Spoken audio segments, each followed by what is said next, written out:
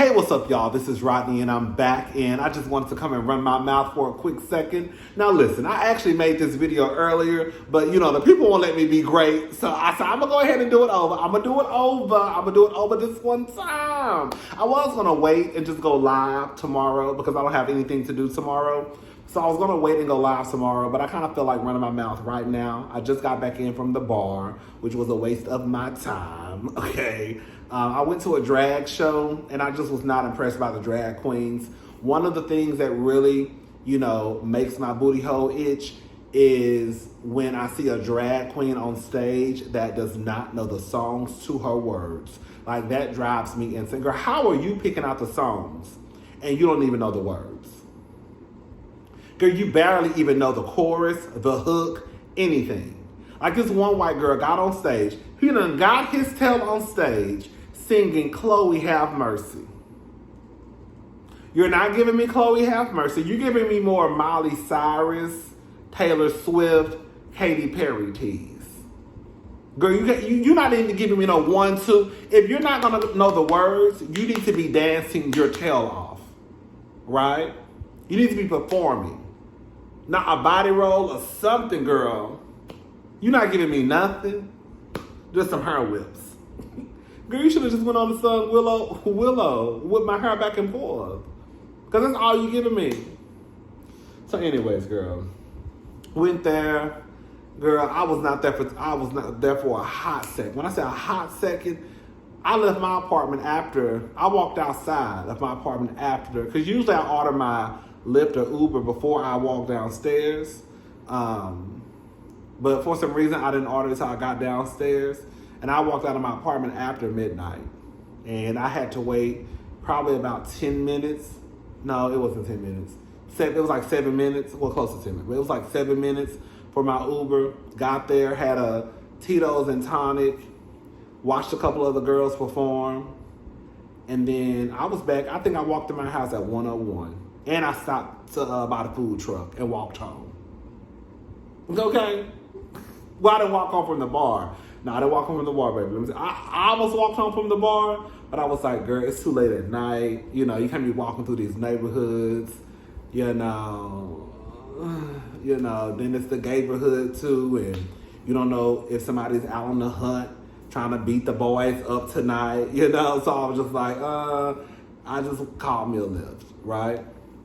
But I had the Lyft drop me off at this food truck around the corner from my apartment. So I stopped and got me some tacos, right? Got me the little street tacos and came on home. But anyways, child, let's go ahead and talk about Stevie J and Faith Evans.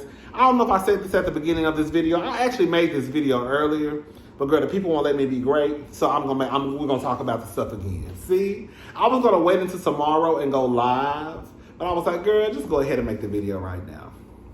So anyways, but I think I may, because I don't have nothing to do tomorrow, I think I may still go live, because I think I want to talk about Tammy. There was somebody else I wanted to talk about. I can't remember. I have it on my phone. But anyway, so Stevie J and Faith. There's really nothing here. People have already talked about it. Tasha K was the one who I think broke the story, or released the video of Stevie J and Faith getting into a verbal, fight. I'm not sure when this happened. Just the other week, they say that Stevie J allegedly filed for divorce. And then just probably a day or two later, Faith Evans and Stevie J were at the beach doing flips, cartwheels, and kicks. Girl, like that was Simone Biles. Girl, is this the Olympic dream team? Y'all out here doing cartwheels and flips. But they said Stevie filed for divorce when you Faith. So I was confused. So I don't know when this clip was, when this happened in this clip. I don't know if it was before. I don't know. I just know the clip is out there. You can go to, I'm not going to post it because I don't know if Tasha K owns that clip. I'm not going to play with Miss Tasha at all, okay? So I don't know if she owns the clip or what. But I saw the clip on her Instagram page. And I think it's also on Shade Room. But girl, they're pretty much just cursing each other out. Stevie comes home, Faith is asleep. He's probably drunk. She's probably drunk, right? And, you know, them sheets look nasty. From what I saw a little clip at the, if you go to the very end of the clip, I was like, oh, them sheets look dirty. Oh, nasty. Hell for sleeping on some nasty, dirty sheets. He's cursing her out, calling her all types of B's and F you. Now, I'm going to tell you the part why I screamed and hollered, baby. When I tell you, baby, when Stevie was like, you F'd him. He said something like, you F'd him, or did you F him? You liked it. It was something like that. When I tell you, baby, Faith was trying to go back to sleep. Go on, Stevie. Go on, Stevie. Go on, leave me alone. You liked it, huh?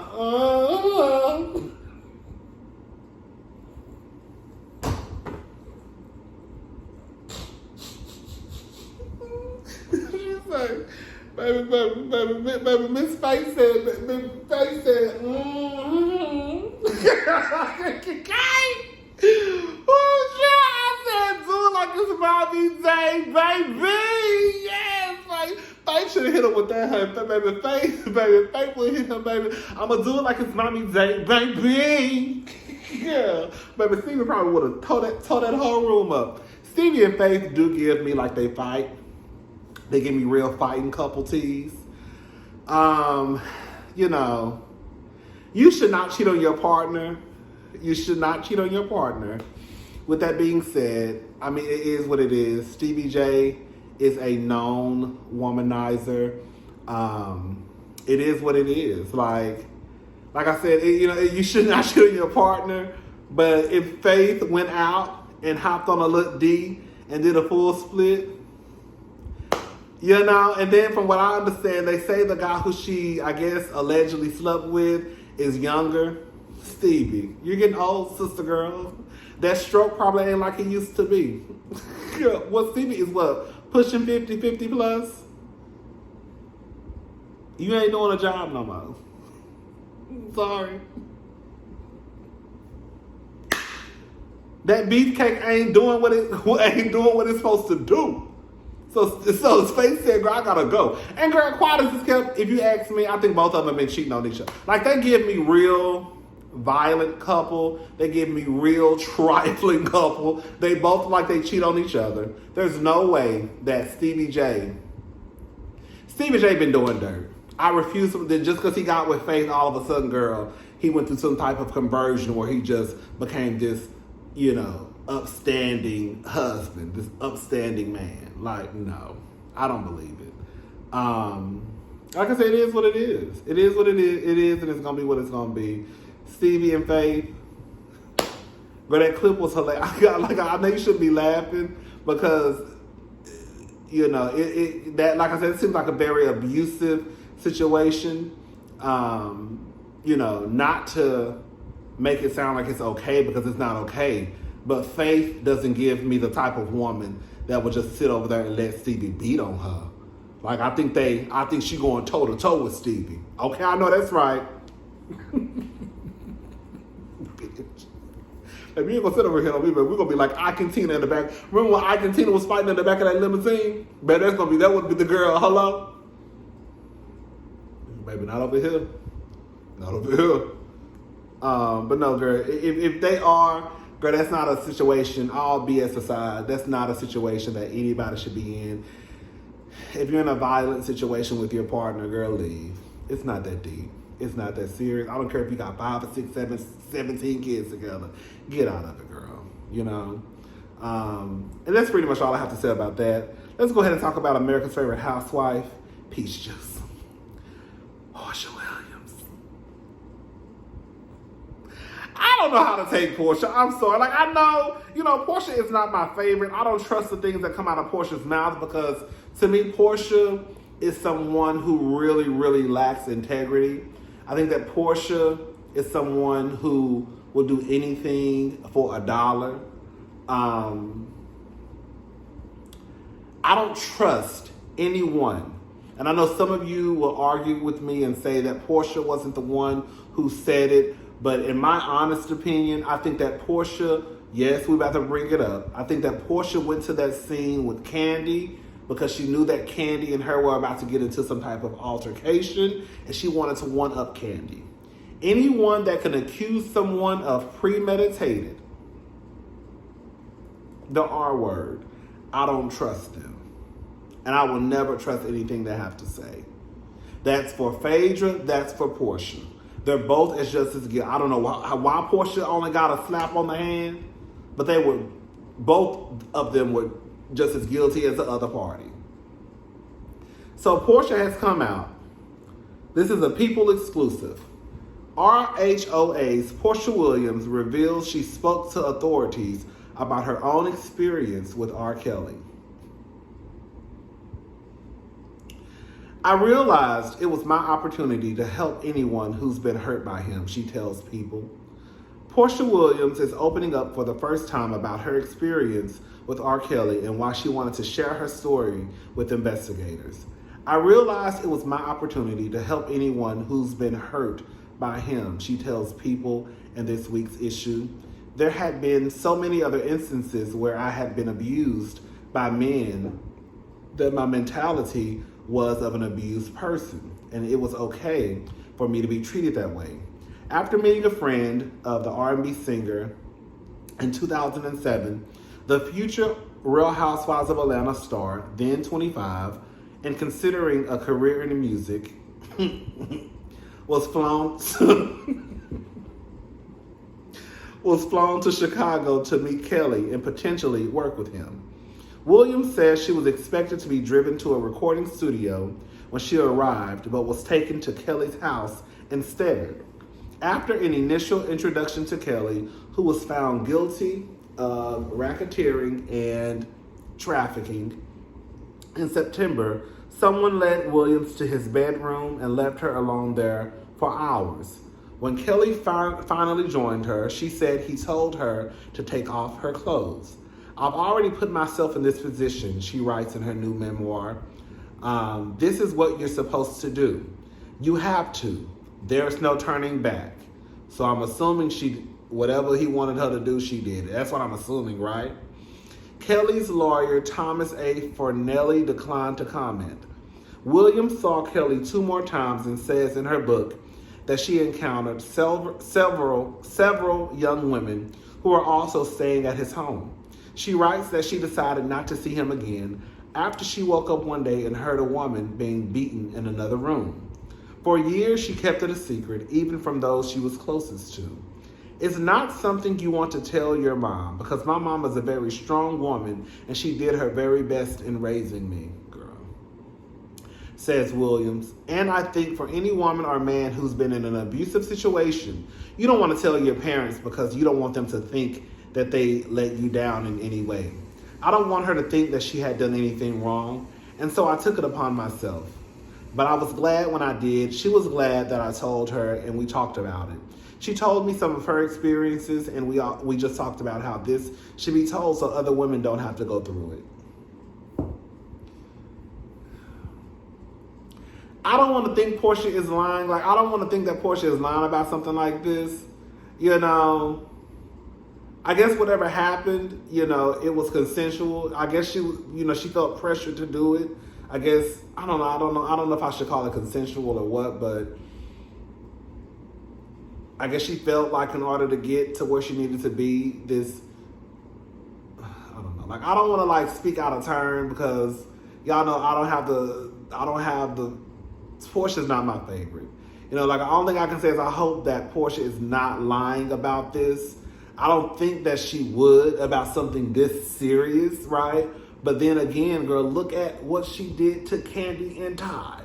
And like I've always said, girl, if that was a white woman accusing a black man of something like that, sweetie, y'all will be tearing up the internet and every freeway in America. Blocking up traffic. I can't even get to work. But because it's Porsha and Phaedra, it's girl, now it's just a TV show. Now it's just a show. But as soon as I say your mama is low budget,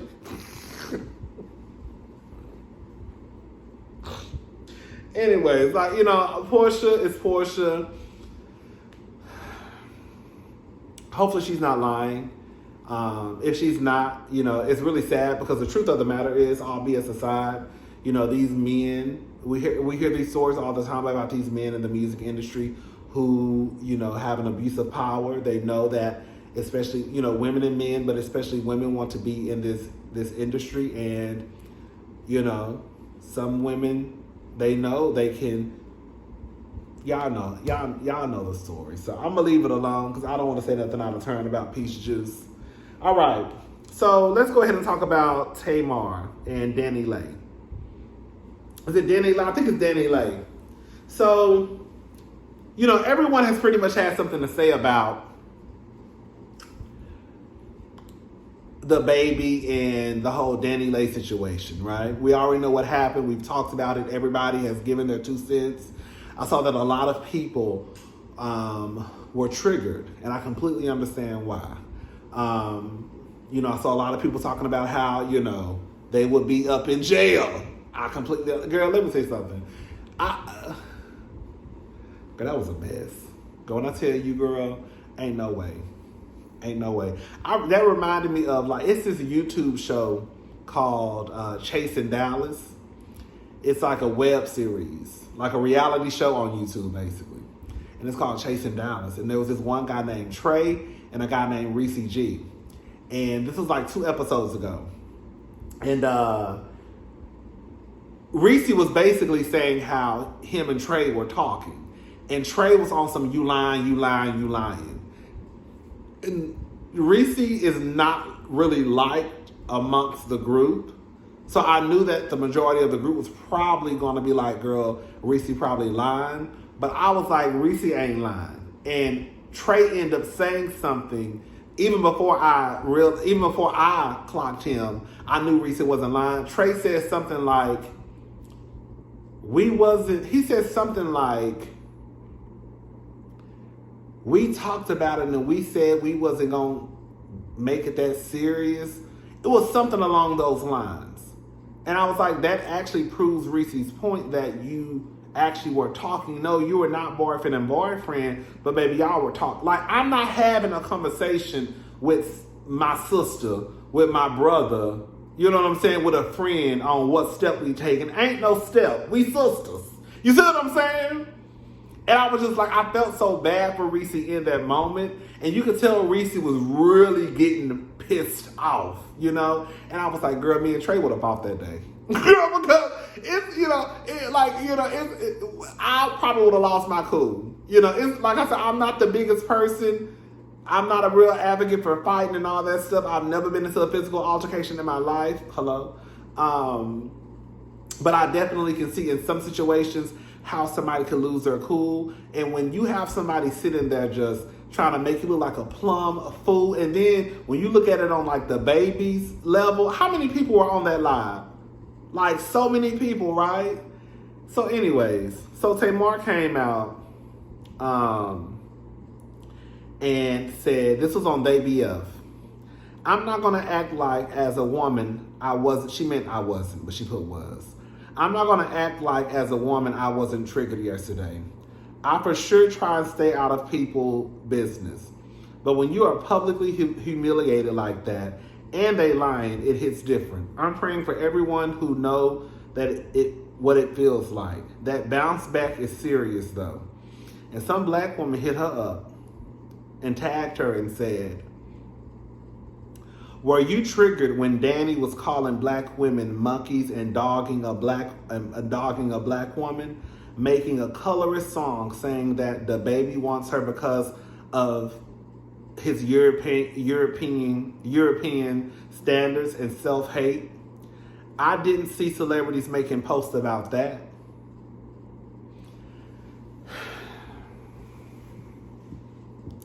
I'm sorry, I'm with her.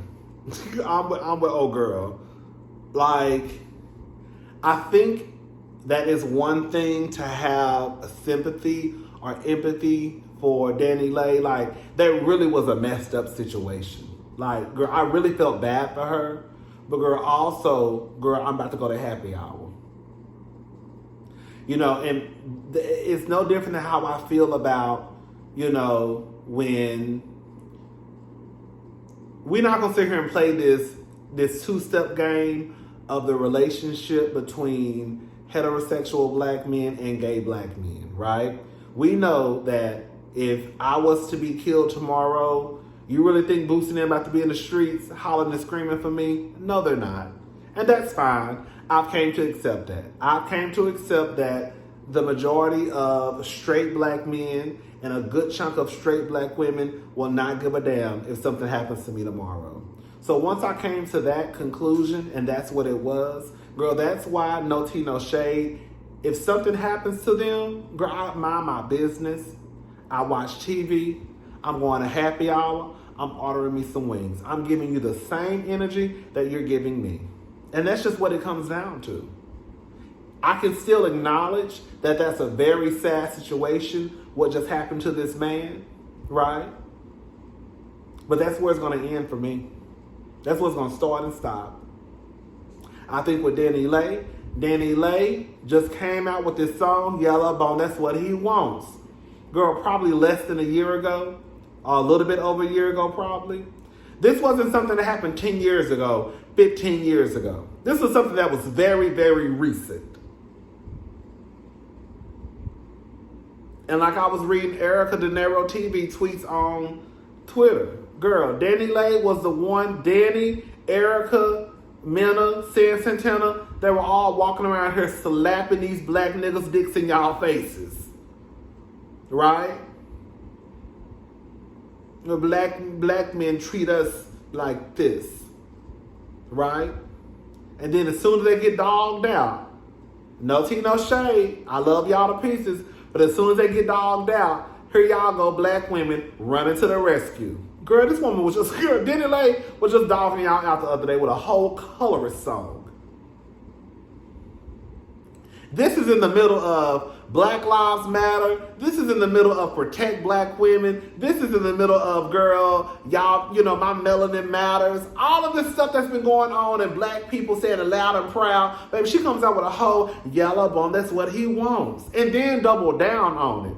And told y'all that Beyonce came out with a song. Now, mind you, and I talked about this, Beyonce came out with a song that was uplifting for black women, right?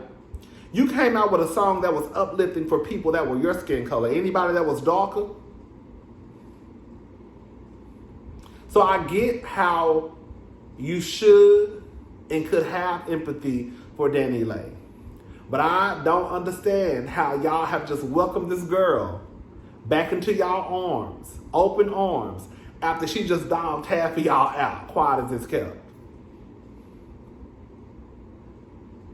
Because it ain't going to be me. Like I told you, baby, these straight men, whatever happened to them, happened to them. And I know that sounds mean, but girl, I'm giving you the same energy. I'm matching it. I'm matching it. You don't give a damn about me, and guess what? I don't give a damn about you. If something happens to you, if that's sad, I hope your family is okay. But other than that, I don't have nothing for you. I don't have nothing for you. Trans women get killed all the time, silent, mute. Right? A gay man can be killed. A trans man can be killed. Silent, mute. Ain't nobody blocking them no highways and freeways and going on marches for us.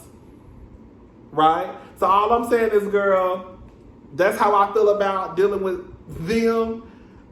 If that's how y'all want to deal with Miss Danny, honey, then I guess that's how y'all going to deal with her. But honey, it couldn't be me. Girl, Miss Thing, the most DaniLeigh would have got from me is ooh, girl, I'm so sorry that happened to you. You're going to be all right. And girl, where my car keys at? I'm about to go to happy hour. That's the most she would have got from me.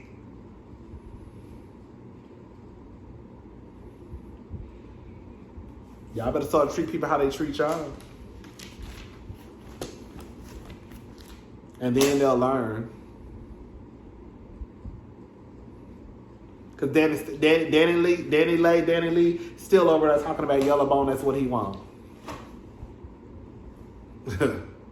All right, y'all. I'll talk to y'all later. Bye.